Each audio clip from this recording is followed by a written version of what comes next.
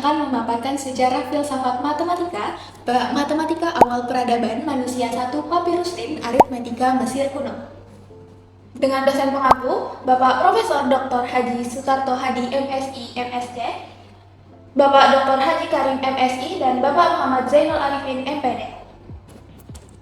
Halo, nama saya Janatul Matwa dengan NIM 2310181200001. Nama saya Siti Rahmah dengan NIM 2310111200011. Nama saya Nisnul Ketika dengan NIM 2310111820005. Nama saya Nur Hidayatul Ilahi dengan NIM 2310111820045.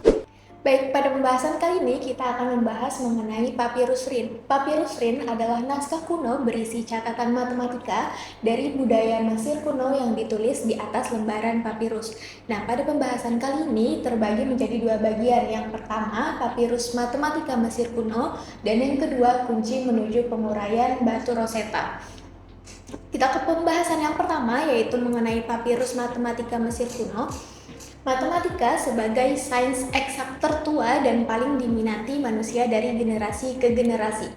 Asal-usulnya, matematika ini masih misterius dan berasal dari zaman kuno. Orang menganggap perkembangan matematika berpusat di Yunani, padahal Mesir lebih dahulu berkembang.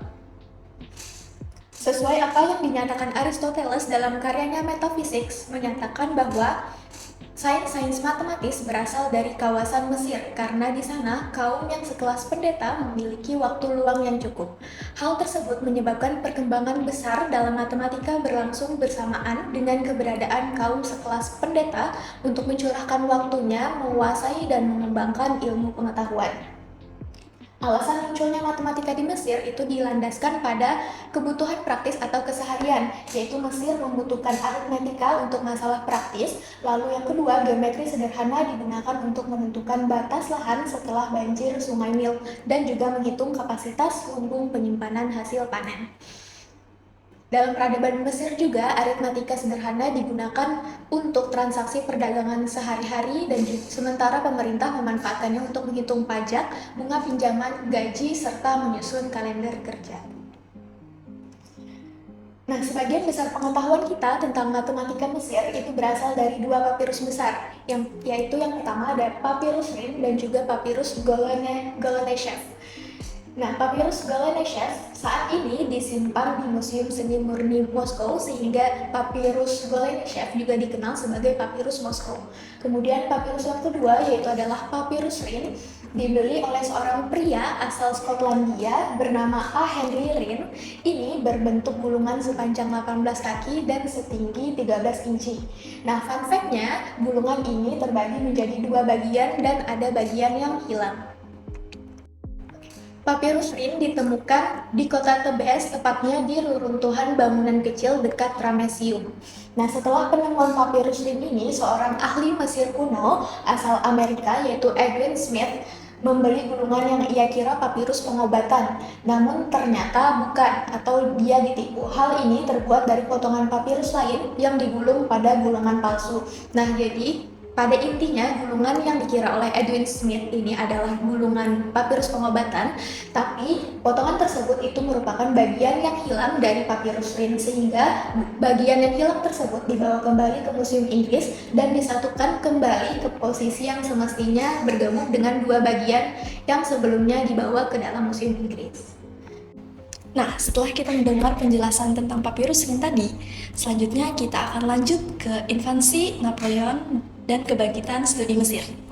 Banyak sejarawan mencatat bahwa penemuan kembali sejarah Mesir kuno dimulai saat Napoleon Bonaparte melakukan invasi pada tahun 1798. Di bulan April, Napoleon berangkat dari Toulon dengan 328 kapal membawa sekitar 38.000 tentara dengan tujuan menaklukkan wilayah tersebut. Napoleon menaklukkan Mesir untuk menguasai jalur darat menuju India, wilayah kaya milik Inggris. Meski Laksamana Nelson berhasil menghancurkan banyak kapal Prancis, sebulan setelah mereka tiba di Alexandria, penaklukan tetap berlangsung setahun sebelum Napoleon akhirnya kembali ke Prancis. Walaupun penaklukan Mesir menjadi bencana bagi pasukan Prancis, hal ini justru membawa kemajuan bagi ilmu pengetahuan. Napoleon membawa Komisi Ilmu Pengetahuan dan Seni yang beranggotakan 167 ilmuwan, termasuk 2 matematikawan, yaitu Gaspard Monge dan Jean-Baptiste Fourier. Mereka bertugas meneliti dan mengumpulkan berbagai aspek kehidupan bangsa Mesir, baik masa kuno maupun masa modern. Tujuan utama hal ini untuk memperkaya pengetahuan dunia tentang Mesir, sekaligus mengalihkan perhatian dari konflik militer dengan menonjolkan kejayaan budaya Mesir. Para ilmuwan tersebut sempat ditangkap pasukan Inggris, tapi Inggris bermurah hati, mereka dibebaskan bahkan diizinkan untuk membawa catatan dan gambar karya penelitian mereka ke Perancis. Dari hasil tersebut, mereka menghasilkan karya monumental yang berjudul Description de l'Egypte. Karya ini ditulis dalam 9 seri teks folio dan 12 seri teks lempengan, yang proses penerbitan memakan waktu lebih dari 25 tahun. Isi dibagi menjadi 4 bagian utama, yaitu yang pertama tentang peradaban Mesir kuno, yang kedua tentang monumen-monumen yang mereka bangun, yang ketiga tentang Mesir modern, dan yang keempat tentang sejarah alamnya. Description de l'Egypte dengan ilustrasi dan kemewahannya membuat pengetahuan dan budaya Mesir kuno dikenal luas di masyarakat Eropa, yang sebelumnya lebih mengetahui dengan peninggalan Yunani dan Romawi. Tiba-tiba mereka diperkenalkan dengan peradaban yang lebih tua dari peradaban manapun, membuat ketertarikan terhadap Mesir meledak, terutama di kalangan ilmuwan. Penasaran itu makin besar karena catatan Mesir kuno ditulis dalam bahasa yang belum bisa diterjemahkan. Sampai akhirnya Napoleon melakukan invasi untuk menemukan batu Rosetta, yaitu menjadi kunci untuk menerjemahkan tulisan hieroglif Mesir. Selanjutnya itu adalah kunci menuju penguraian, yaitu batu Rosetta. Nah, jadi batu Rosetta ini adalah artefak yang ditemukan oleh perwira tentara Prancis dalam ekspedisi Napoleon. Nah, artefak ini ditemukan pada tahun 1799 di kota Rosetta. Jadi batu Rosetta ini itu tersusun dari atas 3 panel, itu masing-masingnya memiliki tulisan yang berbeda. Nah, mungkin yang paling bawah ini merupakan huruf Yunani, dan yang di tengah itu merupakan naskah demostik bertulisan huruf Mesir, sedangkan yang di atas ini merupakan huruf hieroglif kuno. Adapun cara membaca hieroglif dan demotik ini tidak pernah ditemukan, tapi huruf Yunani itu tidak pernah hilang. Itu maksudnya adalah dipakai sampai kini. Hal ini membuat ketertarikan publik terhadap artefak tersebut yang membuat Napoleon itu harus menyerahkan batu Rosetta tersebut itu ke Museum Inggris. Dari penyerahan tersebut itu sekitar ada 23 tahun dari hasil penelitian intensif para ilmuwan untuk mencari solusi dari artefak yang diberikan. Hingga pada akhirnya itu seorang ilmuwan Prancis, Jean-François Champollion, itu berhasil mengumpulkan kosakata hieroglif dan membaca secara lengkap pada panel atas yang tertera pada batu Rosetta pada tahun 1822.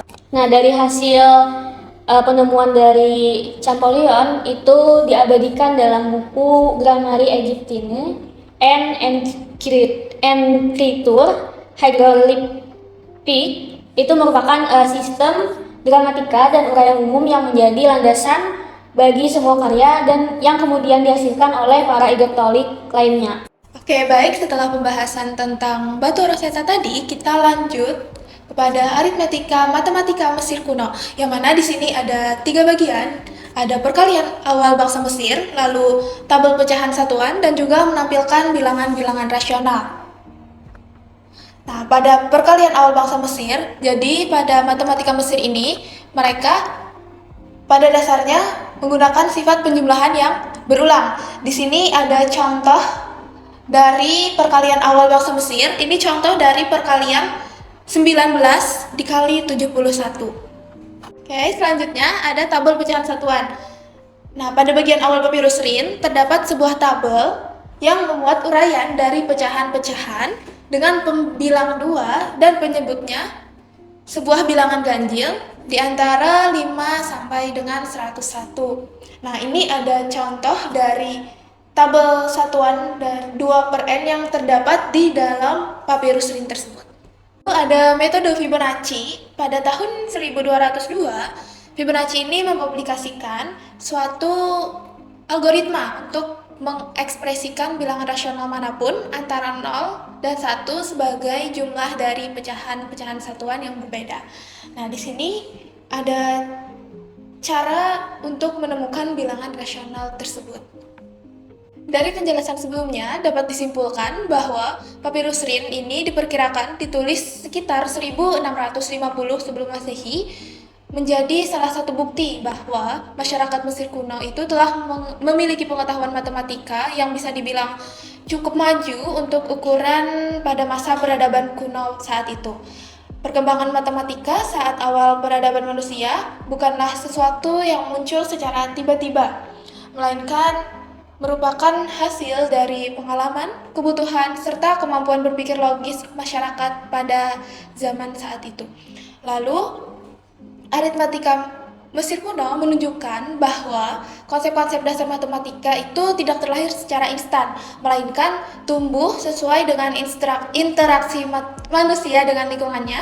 Melalui peninggalan seperti papirus rin, dapat kita ketahui bahwa orang Mesir kuno itu ternyata telah mengetahui operasi hitung dasar seperti penjumlahan, pengurangan, pembagian, maupun perkalian.